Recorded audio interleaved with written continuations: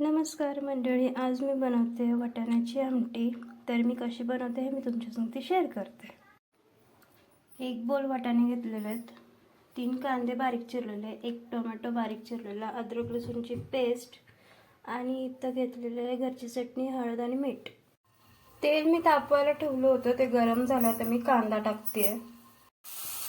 तर कांदा हलका रंग लाल झाला आहे, तर मी आता त्यामध्ये अद्रक लसूणची पेस्ट टाकते. तर आता ते सगळं मिक्स झालं तर मी यात टोमॅटो टाकते. तर आता मी हे मसाला टाकते, घरची चटणी, हळद आणि मीठ. 2 मिनिटं ते सगळे मसाले शिजू देऊया. तर मसाला सगळा एकजीव झालेला आहे. त्याच्यामध्ये आता मी हे वाटाणे टाकते. वाटाणे टाकलेले आहेत. आता मी ते गरम पाणी करायला ठेवलं होतं, ते गरम पाणी मी याच्यात टाकते. तर अशा प्रकारे मी पाणी टाकलेलं आहे त्याच्यामध्ये.